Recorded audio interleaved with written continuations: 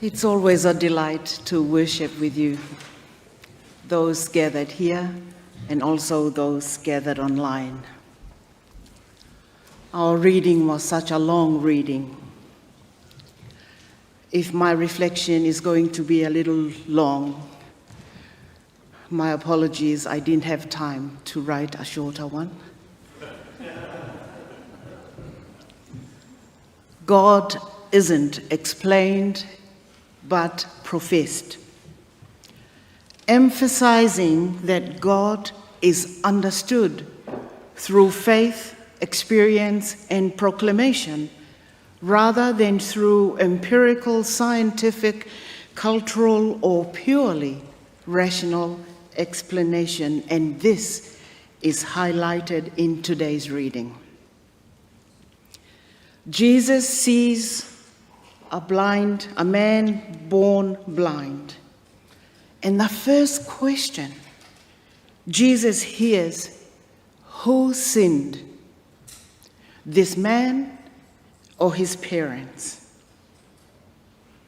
Jesus replies, neither. He is blind, and God's work will be revealed in him. That is a proclamation of God. Some may call it the mystery of God, some may call it the providence of God, and some may call it some other statements.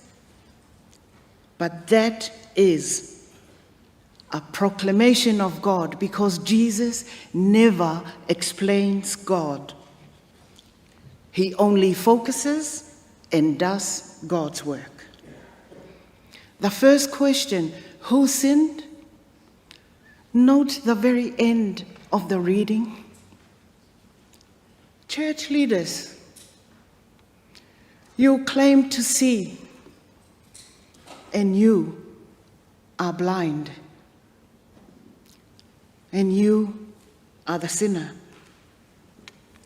The man born blind cannot describe his godly moment to everyone's satisfaction, but he can only tell the difference it makes, saying, all I know is that I was blind and now I see. How come? Because God isn't an explanation. Even philosophers have pointed out that science and reason do not offer necessary proofs of God, as God is not an object within the universe that can be analyzed or understood through normal causes and effects. That's right. God isn't explained, but professed, a proclamation of a personal experience that is beyond words. We all have our godly moments that we can't and often not able to find the right words to describe those moments. Some are similar, some totally different. God's presence is uniquely godly for each person in different ways. The man's explanation of what happened to him attracted more criticism of Jesus by the so-called church leaders, the Pharisees, rather than them giving thanks for what they witnessed. They claimed that Jesus is a sinner, he's not from God, he cannot perform such miracle, he doesn't keep the Sabbath laws. And they continue to ask, what happened? As if they haven't heard. But exposing a reality that obsessing about their own discomfort and their own biases ruin their ability to hear. How different or how similar are we with such attitude? They also accused the man who was blind and now can see as being a disciple of Jesus, whilst they were disciples of Moses. Therefore, he's driven out, excommunicated from the church. Of course, the Pharisees were rooted and adhered to the law, written on stones, written on paper as their rule of life, while the disciples of Jesus followed his teachings and ways of being with the presence of God written in their hearts as their guide in life. We can try explaining God all we like, but unless we acknowledge, embrace, experience, and live the God whose presence fills the void within, there's no way we can declare and proclaim the God of our faith as real.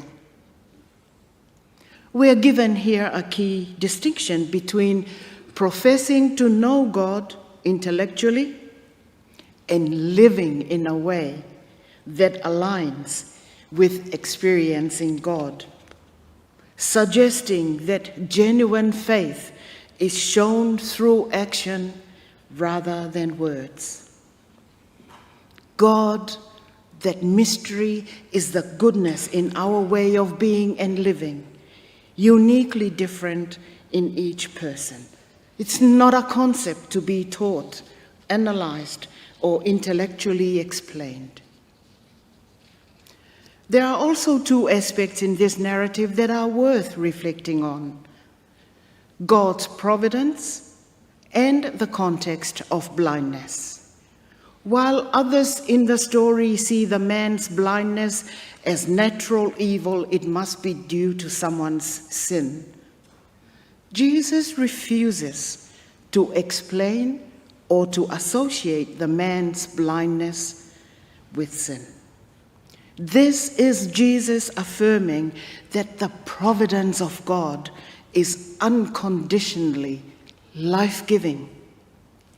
Jesus' focus is living the God he believes, sustaining life, enabling humanity to live life in its fullness. That is also our discipleship responsibility. In the season of Lent, we're often distracted, maybe even blinded with the ideas and languages of sin, of temptation, of evil, and therefore we miss the mark, the gift of God's providence and our discipleship responsibilities. The context of blindness in this narrative is a place to be rather than an ethical shortfall. We're talking about different worlds, not different ethics. The text invites us to enter the state of blindness in itself. What is it like to be born into the experience of the world that will never change? What is it like to live and move among others whose experience of the world is so radically different? What is it that may be blinding us from seeing God in one another and God's providence for our own lives? What is it like to try someone else's life and describe yours to them? We read this text placing ourselves in a world that is totally different from the one that we know. Or maybe we affirm exactly this is who and what we are. But the reading challenges us to confront our own biases, whether unconscious or whether trained, so that we may see with the eyes of faith that enable growth and transformation appreciating God's providence today in our own context. The story of giving sight to the blind man is the metaphor of an awakening, a spiritual experience of God's presence. It's a personal experience that cannot be expressed in words, only enjoyed and appreciated. God isn't explained, but professed. Amen.